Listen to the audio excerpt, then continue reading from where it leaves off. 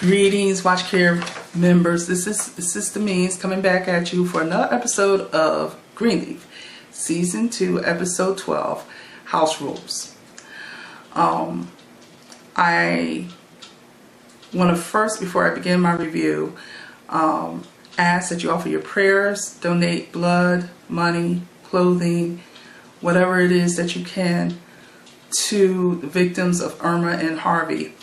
And especially pray for those responders in the service industry as well as emergency that are sacrificing their selves to go forth to help others in need.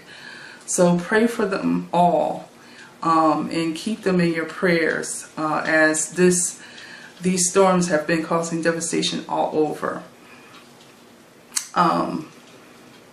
Okay. With that said, I'm going to go on with my review.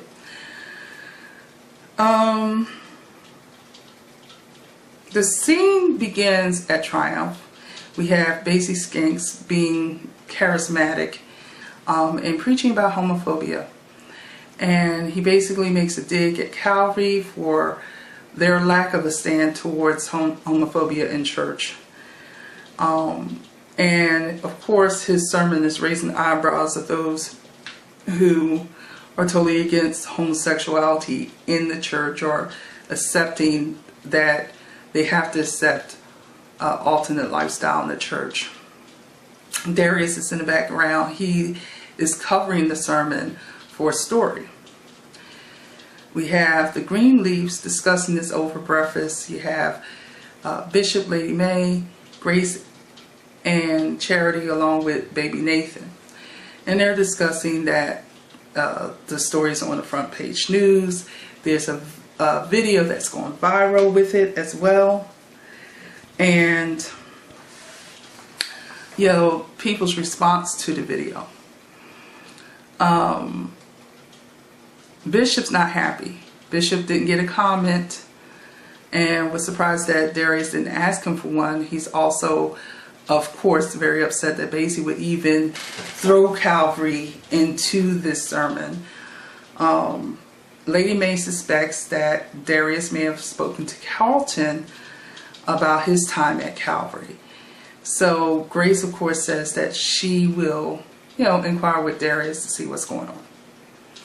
Grace, Charity, and baby Nathan leave the breakfast table, leaving Lady May and Bishop to discuss Basie's intentions. Bishop decides that he's going to pay Basie a visit. Now, if we go to Jacob's parsonage, we have Carissa and Jacob once again trying to get the electricity to work. Finally, they get it resolved, and Carissa, of course, is complaining because they're fighting with keeping the electric on all the time. It needs to be rewired. And, the money that she's making at Excellence is not covering, can only cover the bills, the basic bills, but there's not enough for expenses such as rewiring the house. And she basically tells Jacob, you need to break down and get a job. We learned that the new outreach coordinator for Calvary is Grace. And Grace is going through Kevin's old files, and Darlene asked her, well, do you think you'll be preaching as well? She said, I'm still trying to find my place. And Darlene tells her, hey,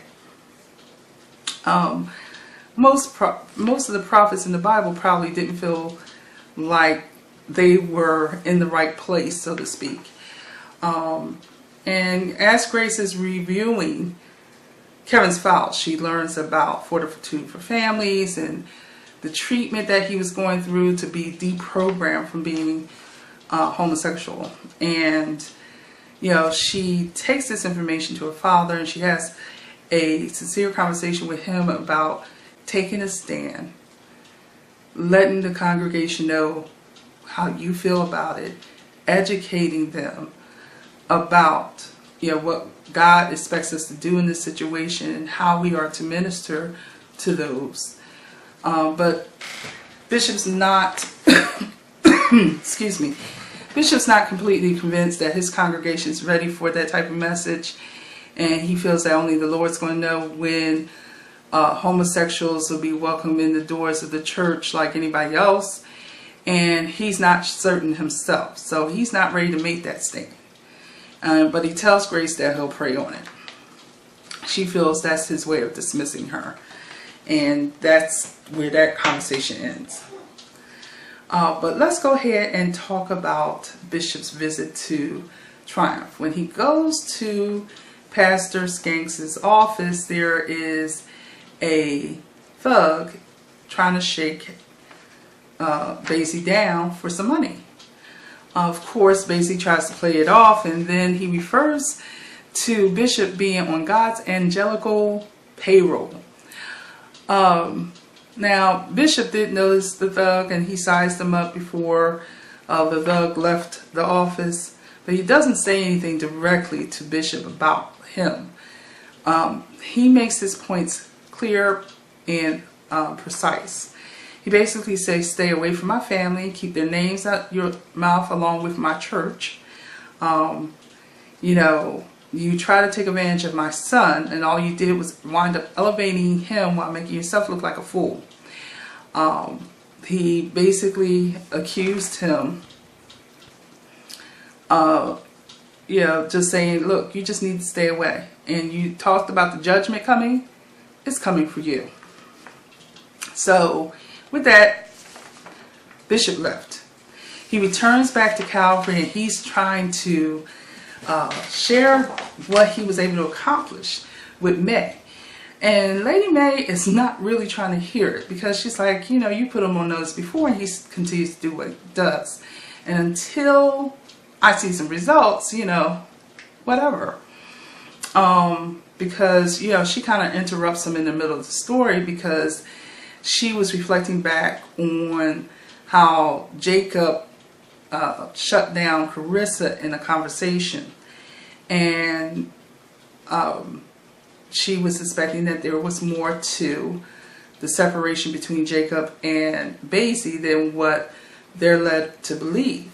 So Bishop proposes that they go to Jacob's parsonage and have dinner with them at his house, perhaps making him more comfortable, making him want to talk and give them some information that they're seeking.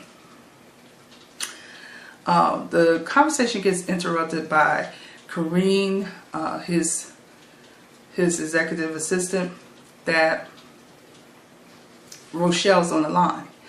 He tells Kareen, tell her I'm busy, but Lady May says, go ahead, take the call, because I need to go meet with Jacinta. With that, she goes meet with Jacinta. He picks up the phone, and she must have referred to him as Bishop, and he said, oh, call me James. See, this is where stuff gets started, but I digress. I'm gonna leave that alone. But you see how he's opened the door. You know the woman's already flirting with you, and then you're going to, you know, allow her to call you James instead of Bishop. It's not like you've been friends prior to her showing up a couple weeks ago and offering you $10,000. Okay? You don't have a friendship of that nature. And, you know, this is someone who may be entertaining being at your church. And has shown quite an interest in you. So you're feeding into that, and you're a married man. But I'm going to leave that alone. I'm just going to go on. I'm moving. Anyway, let's get to Lady May and Jacinta. They're having their talk, and Lady May said, "Oh, I want to honor you, and I'm thankful for what you did with the kids and cotillion." And they move on to discuss Rochelle. So Lady May says, "Well, how do you know her?" And she says, "Oh, she's a whiz with finances, and she's been doing mine for years. How do you know her?" "Oh, she started attending Calvary a couple weeks ago, and she told me what happened at Greater Redeemer." And Jacinta's like, "She told you?" Oh, I just think it was so horrible how that went down. I mean, they always seem to blame the woman in these things, like men don't have any self-control. And it was just horrible. And Lady May said, "And that's what I am understanding." Now, Lady May didn't have to say much to get some tea. And it doesn't take a rocket scientist to kind of determine that there had to be some type of illicit affair with someone at the church. Whether that was, and most likely it was a leader. If it wasn't the pastor himself, it was a high official for it to be so hush-hush. But, of course, Rochelle's story was, I had breast cancer, and they just weren't caring for her. They weren't seeing about her. They didn't, there was no compassion, no empathy, they didn't seem to really care for their sick. So, anyhow, let's talk about Charity in her office. Jabari comes with a portable studio recorder so that she can record things at there instead of traveling all the way to Nashville. And she's like, "Well, what are you trying to say? You don't want me to come to Nashville?" And he said, "I'm not saying that. I'm just saying when inspiration strikes, you're prepared and you have the tools that you need to be equipped with to do your own demos. Quite honestly, no one can showcase your music the way you can. So I just want you to be equipped to do so." And she tries to say, "Oh, it just looks so complicated." He said, "It's not that complicated. It's just something new. And I can show you with just a couple of easy steps on how you can use this." Now, when he comes in the office initially, she's, adjusting her makeup and what have you. He said, "You don't have to do that on my account." So it's kind of that he was flirting with her and saying, and she's like, he said, "I just mean that, you are far, beautiful, and you don't need anything to enhance that beauty." So he really was paying her a compliment, but then he goes straight into business mode. So it's kind of mixed signals, and so I can kind of see Charity's frustration in this. But at the end of this, he asked her to go to dinner with him.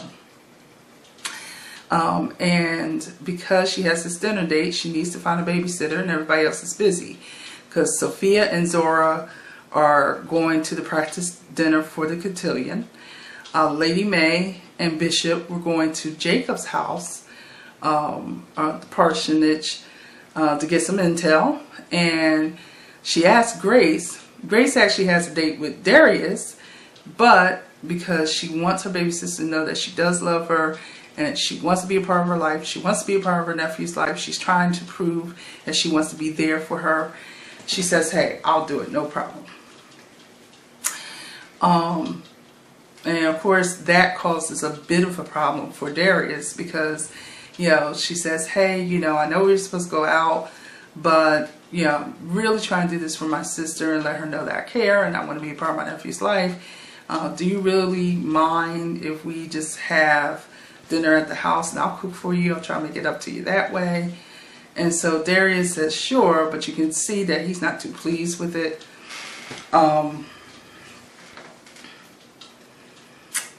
But before we get into the dinner scenes between Charity and Jabari and Grace and Darius, let's talk about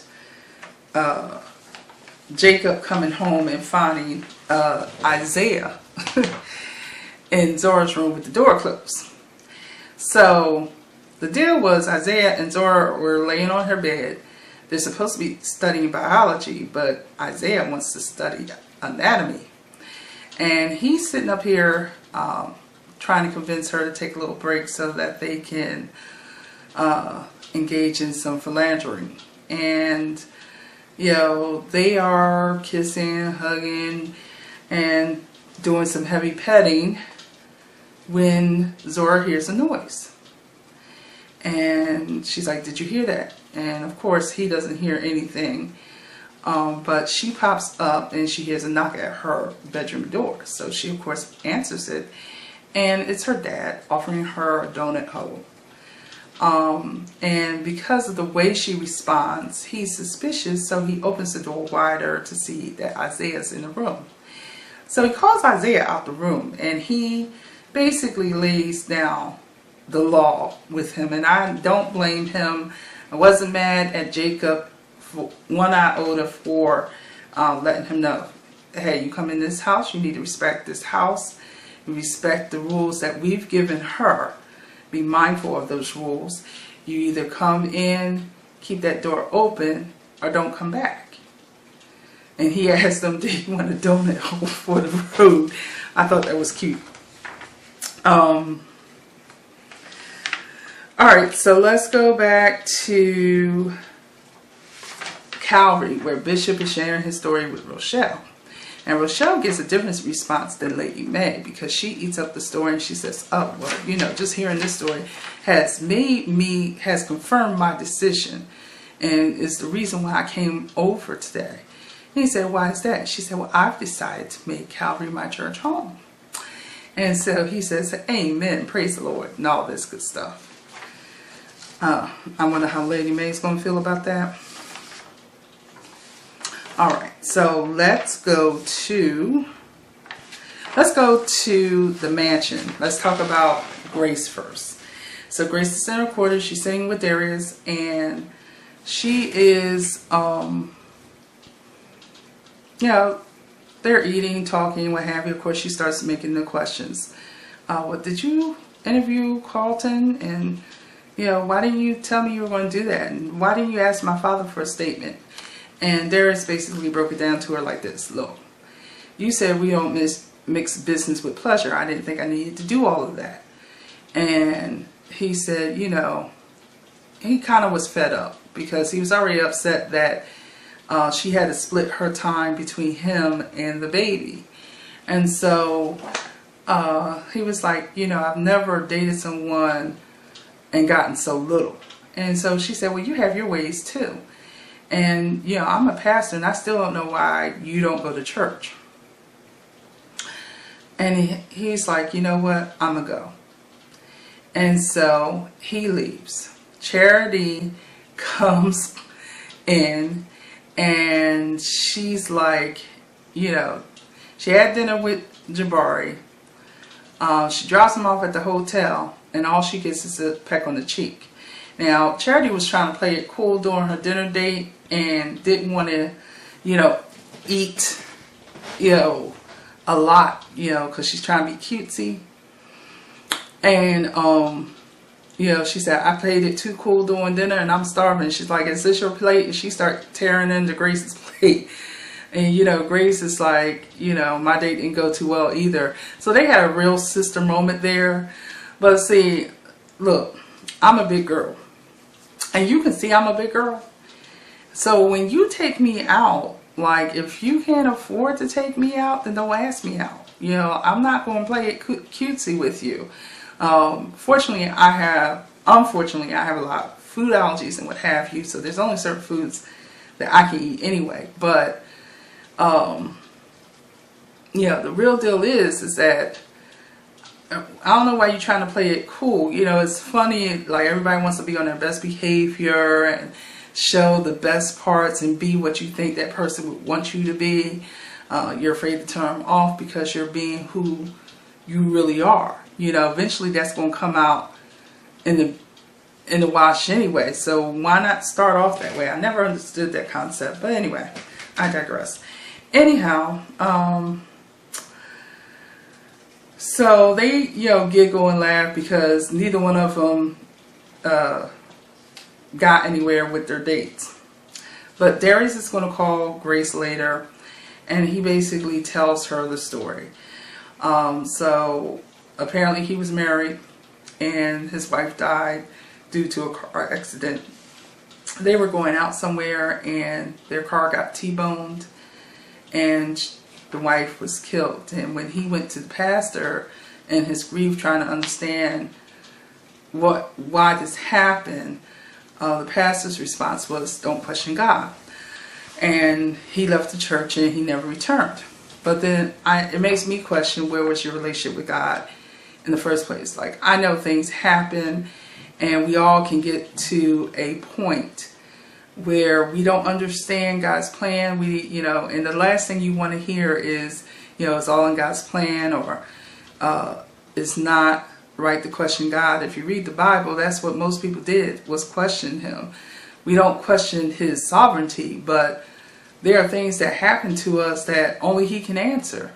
And sometimes we'll get an answer, sometimes we won't. But, it's really going to be based on your relationship with God. So I can understand him being turned away from the pastor, but to just vacate church altogether makes me question what type of relationship he had with God in the first place. I digress. I'll move on. Zora and Sophia, they're on their way to Cotillion, and Sophia's trying to have a conversation with Zora. Zora is too entangled into texting Isaiah, claiming she's got to do damage control because her father embarrassed him earlier in the day. And then she said, okay, I'll stop. I won't interact with him anymore. And she puts down the phone, but it keeps going off because Isaiah's still trying to contact her and text her and stuff. So Sophia's like, go ahead. And, that was a little cutesy scene. But after the cotillion practice, you see Zora attempting to call him. And he said, look, I texted you and tried to call you several times. And she said, well, I was at the practice dinner and they didn't allow cell phones, so I couldn't really reach out to you at that time. And so she asked him, well, how was your rehearsal? And he was like, it was whatever. And then he hung up on her. Like, so rude, okay? Anyhow, here we're going to talk about the last part of this. And I'm sorry that this is kind of long, but there was a lot that went on in this episode. And it has some significance. So I do want to make sure I cover it. So Jacob, Bishop, Lady Mae, Jacob, and Carissa are all having dinner. And Bishop is explaining how before Calvary got as big as it did and he could be a full-time pastor, he had to work too. And Carissa was like, you hear that, Jacob? Basically signifying that if your father did it, you darn sure can do it. Anyhow, Bishop winds up inquiring, what actually happened between you and Basie?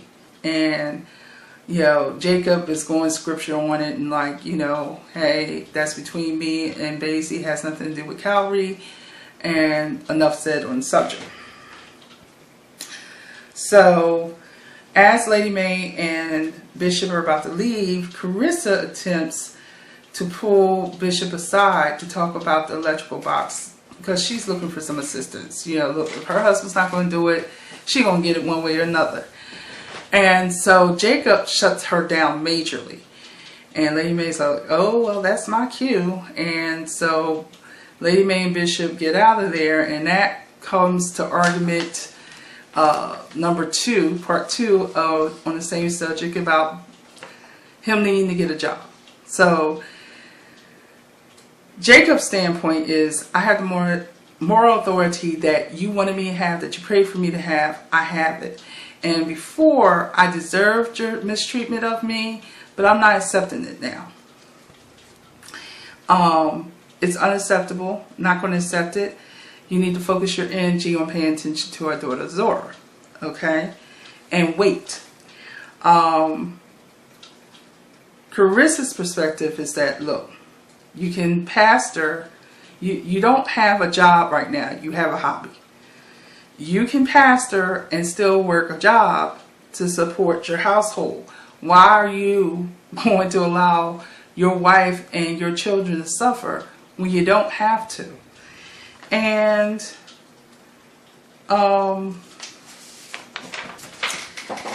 yeah, it ends with Carissa actually going to her in-laws and giving all the tea. I mean, all the tea on Basie. So that's where next week's episode is going to pick up. Oh, this is going to be good. Alright, so that was it for House Rules. Tell me what you think. Engage me. Give me a thumbs up, a thumbs down. Leave your comments. Let me know what you think of the series. Let me know if you like the direction that they went through in the second half of season 2. But just definitely engage me. I look forward to hearing from you. Until next episode. Bye.